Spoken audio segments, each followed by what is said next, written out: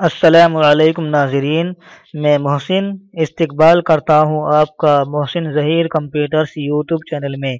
दोस्तों, अगर आप भी कंप्यूटर सीखना चाहते हैं तो आप हमारे इस चैनल को सब्सक्राइब कीजिए और साथ ही में बेल आइकन को दबा दें ताकि जब भी हम कोई नई वीडियो अपलोड करें तो उसकी नोटिफिकेशन आप तक पहुँच जाए। दोस्तों, आज मैं इन पेज का पार्ट नंबर 13 लेकर हाजिर हूँ, जिसमें आज हम जानेंगे फाइल मेन्यू के अंदर save as, collect for output, place और इंपोर्ट कमांड के बारे में। तो आइए शुरू करते हैं। हम यहाँ से पहले इन पेज को खोल लेते हैं। फाइल मेन्यू में कल हमने जाना था न्यू, ओपन, क्लोज और सेव कमांड के बारे में, और आज हम जानेंगे save as, collect for output, place, import command के बारे में। सेव एज का मतलब यह है कि आप किसी फाइल में चेंजिंग करके उसको किसी दूसरे नाम से सेव कर सकते हैं।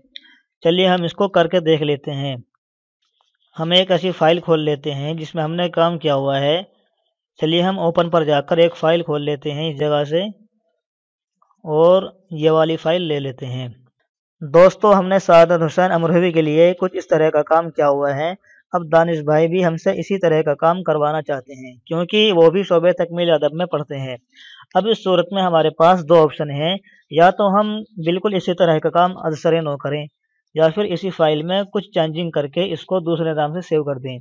तो दोस्तों, पहली सूरत में हमारा काफ़ी वक्त लग जाएगा और दूसरी सूरत में बआसानी काम हो जाता है। इसी काम को हम सेव एज कमांड के ज़रिए बआसानी कर सकते हैं। चलिए हम इसको करके देख लेते हैं। हम यहाँ पर हैंड टूल लेकर इसको काट देते हैं और यहाँ लिख देते हैं मोहम्मद दानिश रामपुरी, और फिर यहाँ पर जाते हैं फाइल मेन्यू में और सेव एज पर जाते हैं। इसके बाद आपके सामने वही विंडो खुलकर आएगी। यहाँ से आप अपनी फ़ाइल की लोकेशन चूज़ कर सकते हैं कि आपको अपनी फ़ाइल कहाँ पर सेव करनी है। चलिए हम डेस्कटॉप पर ही सेव कर देते हैं, और इसके बाद यहाँ से इसको नाम दे देते हैं मोहम्मद दानिश रामपुरी। दोस्तों, आप फाइल को सेव करने के वक्त इस बात का खास ख्याल रखें कि आप अपनी फाइल को किस फोल्डर में सेव कर रहे हैं और किस नाम से सेव कर रहे हैं। कल भी हमने आपको इस चीज़ के बारे में बताया था। चलिए हम इसको यहाँ से सेव कर देते हैं। अब देखिए दोस्तों, ये हमारी फाइल बनकर तैयार हो चुकी है और सादत हुसैन अमरोही वाली फाइल भी सेव होकर महफूज हो चुकी है। अब इसके बाद हम तस्दीक के लिए देख लेते हैं कि सादत हुसैन अमरोही वाली पहली फाइल हमारी सेव है या नहीं। चलिए हम फाइल मेनू पर क्लिक करते हैं और इसके बाद ओपन पर क्लिक करते हैं, क्योंकि यहीं से हम अपनी पहली फाइल को खोल सकते हैं। इसके बाद आपके सामने ये विंडो खुलकर आएगी। यहाँ से आप अपनी फ़ाइल की लोकेशन चूज़ कर सकते हैं। क्योंकि हमने अपनी फ़ाइल को डेस्कटॉप पर सेव किया हुआ है, इसलिए हम इस पर जाते हैं और इसके बाद अपनी यहाँ पर हमारी फ़ाइल है सादत हुसैन अमरोहा, हम इस पर क्लिक करते हैं और फिर ओपन पर क्लिक करते हैं। तो देखिए दोस्तों, हमारी वो फाइल भी बिल्कुल सही तरीके से महफूज है, इसमें कोई भी कमोबेशी नहीं हुई है।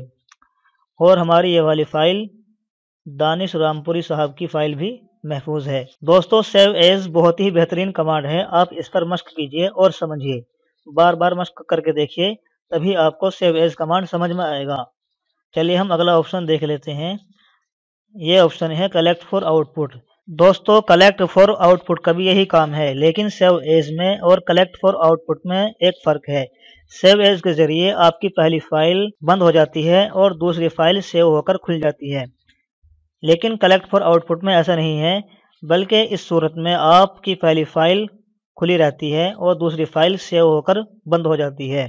क्योंकि हमें दूसरी फ़ाइल पर काम करने की ज़्यादा ज़रूरत होती है, जिसको हम बाद में बनाते हैं, इसलिए हम सेव एज का इस्तेमाल ज़्यादा करते हैं। इसके बाद आगे का ऑप्शन है प्लेस। इसके ज़रिए भी आप फाइल के अंदर तस्वीर ला सकते हैं, लेकिन दोस्तों, इसके ज़रिए से तस्वीर लाने के लिए आपका सिलेक्शन टूल पर क्लिक होना चाहिए, वरना यह ऑप्शन एक्टिव नहीं होगा। चलिए हम यहाँ पर क्लिक करते हैं।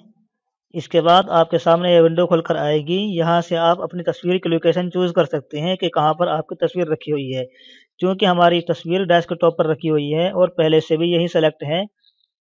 और इसके बाद हम जाते हैं यहाँ पर, ये वाली तस्वीर ले लेते हैं, इस पर हम क्लिक करते हैं और फिर ओपन पर क्लिक करते हैं। अब इसके बाद आप माउस से जहां पर भी क्लिक करेंगे वहीं पर आपकी तस्वीर बन जाएगी। दोस्तों, इस सूरत में आपको पिक्चर बॉक्स बनाने की ज़रूरत नहीं है, बल्कि आपको एक पिक्चर बॉक्स खुद ब खुद बना हुआ मिल जाएगा।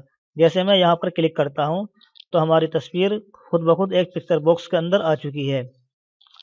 लेकिन आमतौर पर फ़ाइल में तस्वीर लाने के लिए पहले इस ऑप्शन का इस्तेमाल नहीं होता है, क्योंकि इसके ज़रिए पिक्चर अपने हकीकी साइज़ में फ़ाइल के अंदर आ जाती है। चलिए मैं इसको यहाँ से डिलीट कर देता हूँ। इसके बाद फ़ाइल मेन्यू में आगे का ऑप्शन है इंपोर्ट। इंपोर्ट के ज़रिए भी आप फ़ाइल के अंदर तस्वीर ला सकते हैं। ये ऑप्शन एक्टिव नहीं है क्योंकि हमने अभी पिक्चर बॉक्स नहीं बनाया है। इस ऑप्शन के ज़रिए पिक्चर लाने के लिए आपको पहले पिक्चर बॉक्स बनाना होगा। चलिए हम एक यहाँ से पिक्चर बॉक्स बना लेते हैं इस तरह से यहाँ पर, और फिर फाइल मेन्यू में जाएंगे और यहाँ पर क्लिक कर देंगे इंपोर्ट पिक्चर पर।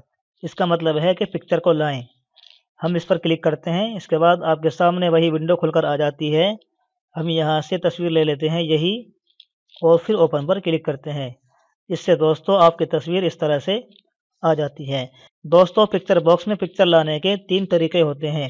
एक तो हमने आपको पहले बताया था कि हैंड टूल से आप पिक्चर बॉक्स के ऊपर डबल क्लिक कीजिए, और दूसरा तरीका है आप इंसर्ट मेन्यू में जाइए और इसके बाद पिक्चर पर क्लिक कर दीजिए। फिर वही विंडो आपके सामने खुलकर आ जाती है।